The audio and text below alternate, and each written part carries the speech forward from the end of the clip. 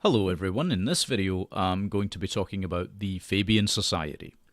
What is the Fabian Society? The Fabian Society is a British socialist organisation whose purpose it is to advance the principles of democratic socialism, as they call it, via gradualist and reformist efforts in democracies, rather than by revolutionary overthrow, as say is the case with communism.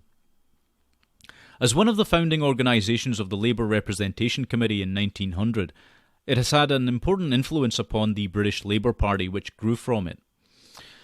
The Fabian Society has also had a massive impact on British politics as a whole. And in fact, it doesn't stop there. Members of the Fabian Society have included political leaders from countries that were formerly part of the British Empire, such as India and Pakistan as well. So with leaders like Jawaharlal Nehru and Muhammad Ali Jinnah, who adopted Fabian principles as part of their political ideologies, you see how their countries began to decline and very quickly ended up in ruin. The Fabian Society also founded the London School of Economics and Political Science in 1895. And what's interesting about that is the majority of people that study there end up becoming world leaders in their own countries, in third world countries most of the time as well. And they then implement these very same things that they've been indoctrinated with at the LSE. Now, the society functions primarily as a think tank. At least that's what they call themselves. All of these groups always call themselves think tanks, but what they really are is an occult society. And it's one of 21 socialist societies in the UK. Similar societies exist in Australia, such as the Australian Fabian Society, in Canada, under the Douglas Coldwell Foundation. That's a very important organisation. Look that up. If you are in Canada, study on this. And also the now disbanded League for Social Reconstruction. They also exist in Sicily as the Sicilian Fabian Society and in New Zealand as the New Zealand Fabian Society. The Fabian Society was founded on the 4th of January in 1884 in London as an offshoot of a society founded a year earlier called the Fellowship of the New Life. The Fellowship of the New Life was founded in 1883, and their objective was the cultivation of a perfect character in each and all. That sounds innocuous until you understand what it was really all about. They wanted to transform society and mold human beings into their own image because, as I'll talk about later on, they believed themselves to be gods, right? They believed themselves to be gods unto themselves. At one meeting of the fellowship, the Vita Nuova was created and adopted by the group's members. This basic document formed the core set of beliefs held by the society. The object or objective was the cultivation of perfect character in each and all. The principle, the subordination of material things to spiritual things. Now this is very important. Why? Because this ties into the New Age agenda. If you ignore your material needs and you completely focus on the spiritual, which is what these folks were proposing, then you end up doing significant damage to yourself and to others, right? Because you cannot exist without the material, right? The body cannot exist without the mind, and the mind cannot exist without the body, okay?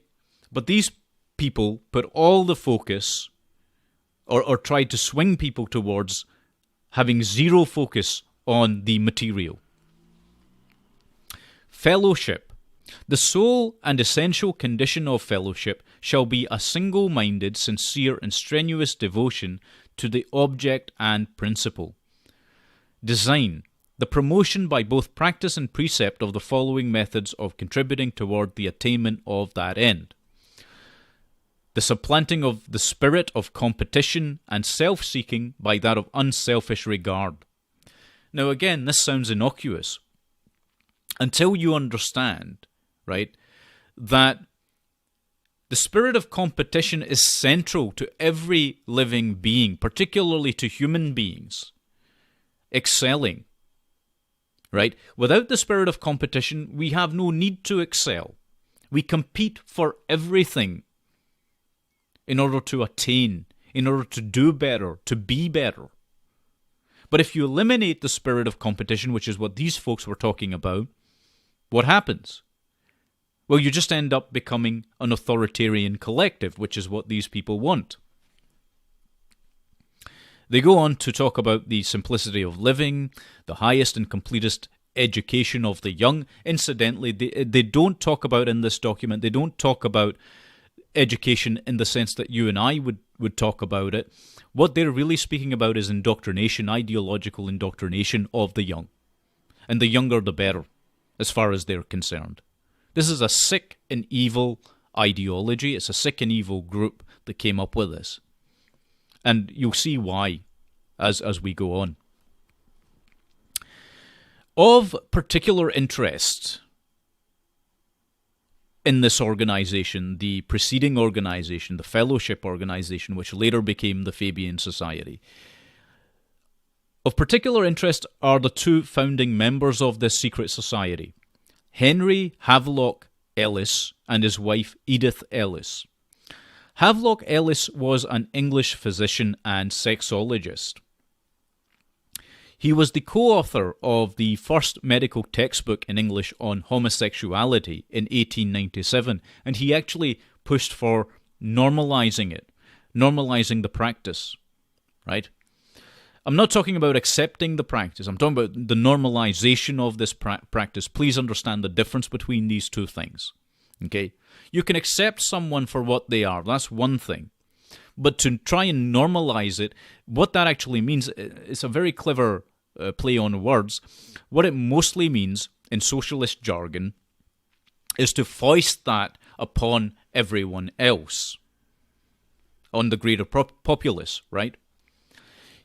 And he also published works on a variety of sexual practices and inclinations, as well as transgender psychology. So most of the stuff that's out there in the field of psychoanalysis on these matters, that's propagated even now, which is wholly subjective, right? They advocate for the subjective experience, and purely the subjective experience. There's no balance in it. That all came out of Henry Havelock Ellis's work. He's also credited with introducing the notions of narcissism and autoeroticism, which were later adopted by psychoanalysis. Ellis was among the pioneering investigators of psychedelic drugs and the author of one of the first written reports to the public about an experience with mescaline, which he conducted on himself in 1896.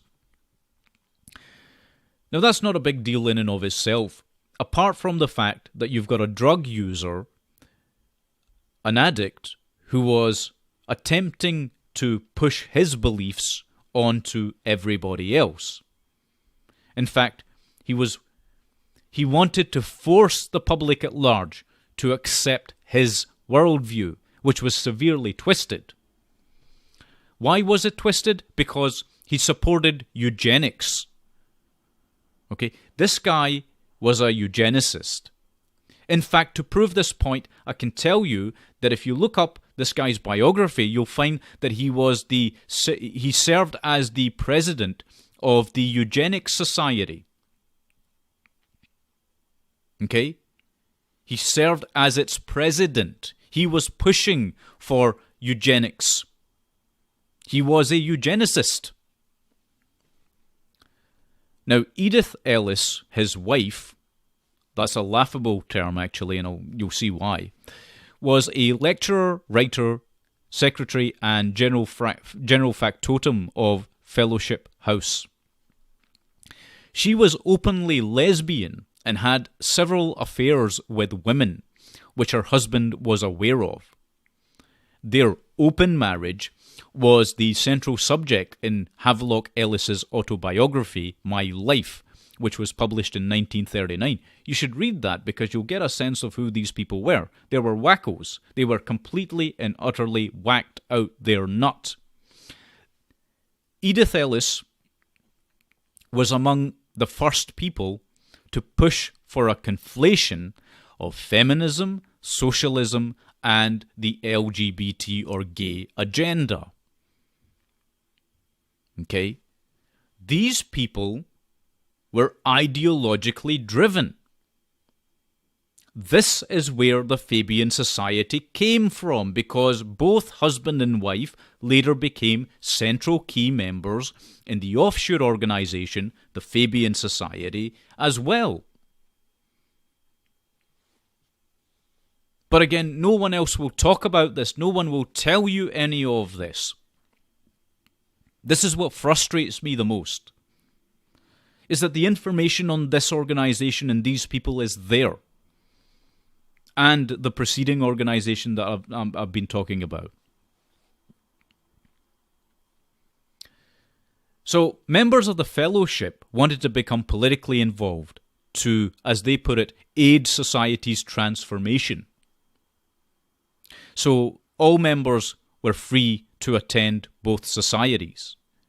Now, the Fellowship of the New Life was dissolved in 1899, but the Fabian Society grew to become the pre-eminent academic society in the UK in the Edwardian era.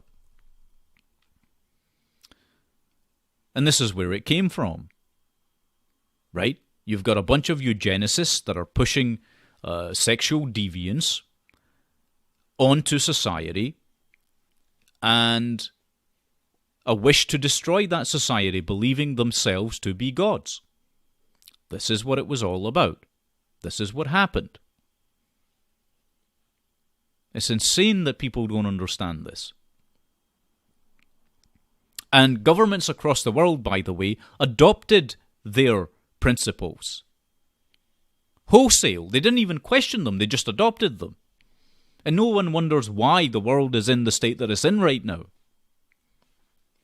Now, the Fabian Society was named at the suggestion of Frank Podmore in honour of the Roman general Quintus Fabius Maximus.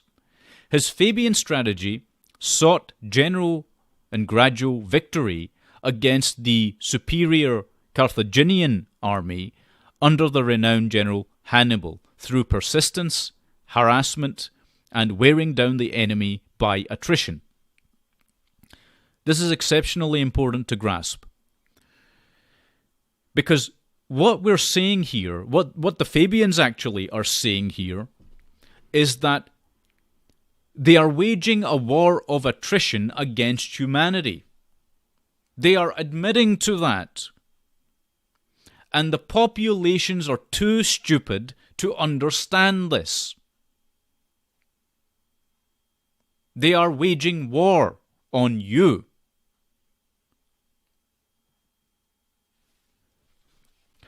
So, the original Fabian coat of arms is the wolf in sheep's clothing. And it's actually known by that name. It's actually called the wolf in sheep's clothing. Now, according to author John Perdue, the logo of the Fabian Society, a tortoise, is representing the group's predilection for a slow, imperceptible transition to socialism, while its coat of arms, a wolf in sheep's clothing, represented its preferable methodology, the preferred methodology for achieving its goal. Go and Google search. This is my advice to you. Go and Google search the Fabian coat of arms, the wolf in sheep's clothing. You will see this for yourself. They are telling you what they're all about. They are wolves in sheep's clothing.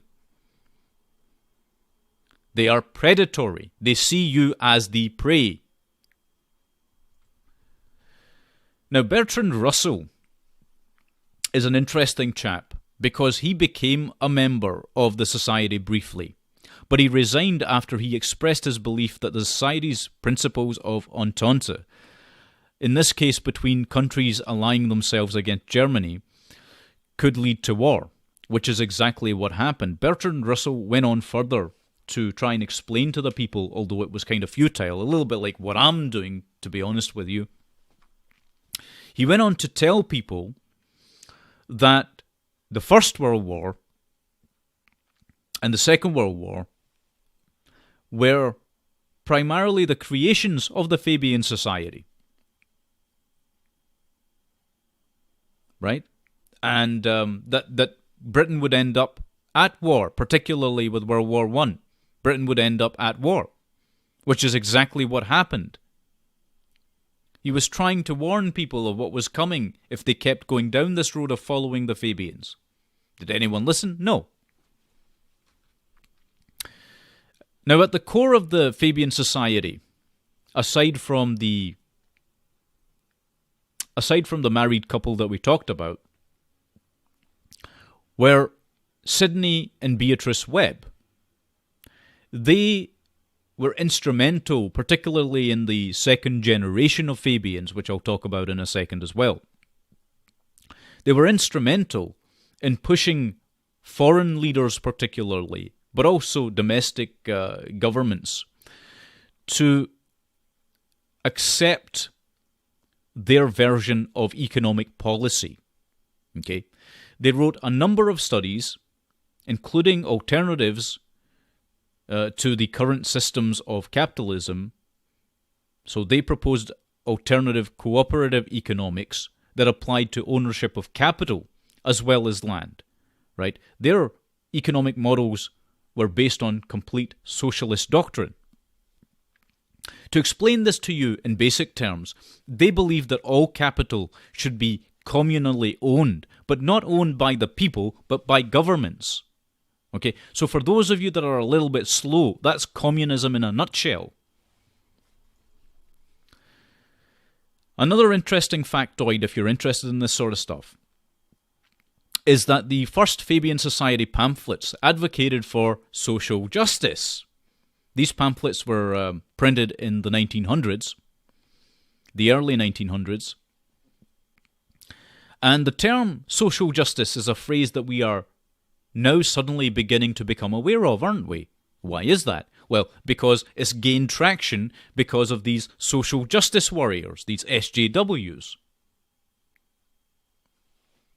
And this same pamphlet, by the way, or series of pamphlets which they released, but the first one also called for a series of reforms during the early 1900s, including eugenicist policies. Okay? They wanted governments to adopt eugenicist policies. They were advocating for eugenics again. Now, in the period between the two world wars, as I talked about a little bit, the second generation of Fabians emerged. Many of the future leaders of the Third World were exposed to Fabian thought, as we talked about. Most notably, India's Jawaharlal Nehru, who subsequently framed economic policy for India on Fabian socialist lines. After independence from Britain, or supposed independence, Nehru's Fabian ideas committed India to an economy in which the state owned, operated, and controlled the means of production. It's a less-known fact that the founder of Pakistan, Muhammad Ali Jinnah, was also an avid member of the Fabian Society in the early 1930s. And as I already said at the outset, what happened? The countries that did this ended up in economic ruin, mass starvation. Why? Because this is what it always leads to. Now, I want to talk a little bit, I'm just going to touch a little bit in this video on the occult part of the Fabian Society. There's much more to it than this. But as an introduction, I just want to give you something to think about. The Fabian Society is governed by an elected executive committee. And the committee consists of 10 ordinary members elected from a national list, 3 members nationally elected from a list nominated by local groups. This is their public statement on all of this. But these 10 members that are the so-called ordinary members are not very ordinary at all, because if you look at their links to other occult societies, you'll find that they are very, very prominent in those. But the 3 members especially are typically high-ranking. right? They say they're nationally elected, but again, you'll find that they're not. This is a triumvirate. Okay? This is a triumvirate. I talked about this before once in my video on the fact that you are living under an occultocracy. Now, the head major domo, if you like, organization that I spoke about in that video, which is the Circle of the Black Sun, operates on very similar premises, right? And the Fabians do the same thing, right? For those of you that can count, and that's a very rare breed of person in this day and age. Why? Because they're pushing this relativist nonsense that 2 + 2 = 5 in today's societies. But for those of you that can properly count mathematically, numerically, that's 13 members. And if you understand anything about these occult societies, you'll understand they always have 13 members. Always, without exception. So I hope you understand the occult significance of that. And if you don't, I don't know what the hell to tell you. I don't know where you've been living for the last 50 years. Anyway, one final thing I'll tell you about them. In the early 1900s, Fabian Society members advocated for the ideal of a scientifically planned society. If you ever hear anyone saying these kind of things, by the way, be very, very wary of them, because the chances are they're either supporting an agenda that's being pushed by the Club of Rome or by the Fabians themselves. Okay? They also pushed for eugenics by way of sterilization. Okay? They were all in favor of sterilizing people. Again, like I was talking about, take a look at what is happening across the West, in America, in Canada, in Britain, in Germany, in Sweden, across Europe, in Japan. What is going on? Birth rates are through the floor. They are falling, declining rapidly. Among the indigenous population, among the assimilated population, they are declining. The intelligent people are not reproducing. The average people are not reproducing. What is going on? The answer is sterilization. This is the Fabian agenda at work. You are completely batshit Looney Tunes if you think this is normal. If you think this is the end result of some normal biological process or of some process of economic prosperity, you are out of your fucking mind. Okay? You're out of your mind if you think that's what's going on. This is a eugenics sterilization agenda at play. They said it. They said they were going to do this in the early 1900s. And as the Fabian Society gained greater and greater control over our societies, what happened? Oh, magically, people are suddenly sterile. Because they're the undesirables, right? Why are they the undesirables, by the way? I don't know if any of you have ever thought about that. Who are the undesirables? They're all the people that can think. Right? If you're capable of critical thinking, you're an undesirable. Because the first people that stand up against tyranny are those that can think. They are those people that know the system. They are dissidents.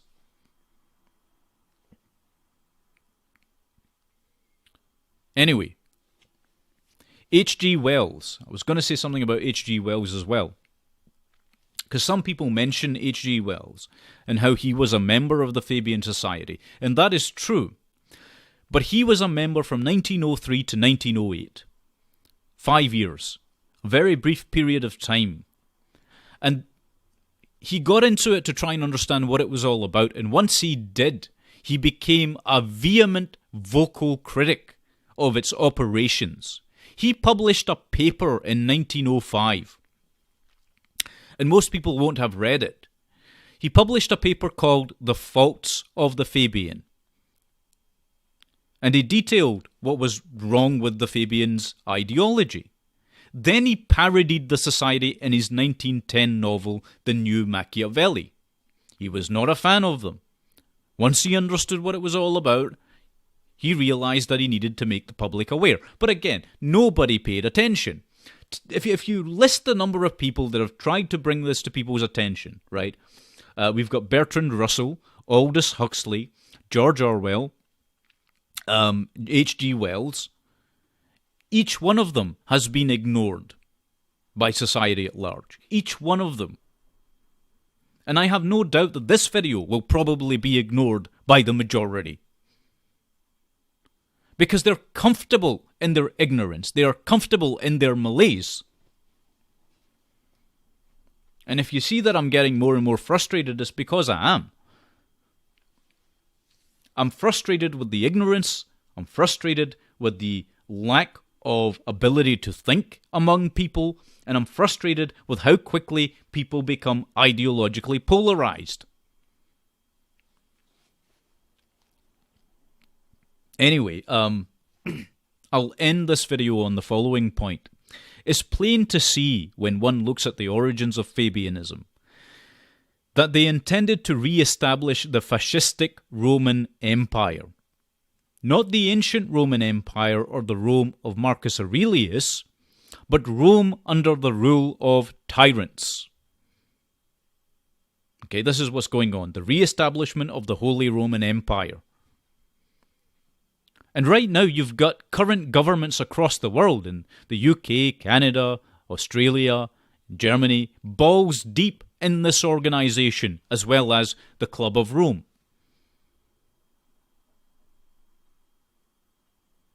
So until people start understanding these organisations and their roles in what is going on, right? Until they understand that the ideologies that are being perpetuated by various forms of identity politics, who's pushing that, why they're pushing that, why they're creating the schisms in society, why governments are becoming increasingly totalitarian, nothing's going to change. And most people don't want to do the hard work of understanding any of this. They don't want to read the stuff that I've read. They don't want to listen to the things that I've listened to. They don't want to take any time out from their lives to make any real significant changes, to make any real significant effort. They don't want to do it. But that's all because these plans of these Fabians are slotting into place. And they've been doing it for such a long time, since the early 1900s. Anyway, I'm going to leave this video here for now. But I want to thank you very much for watching if you have watched, and take good care of yourselves, and God bless every one of you.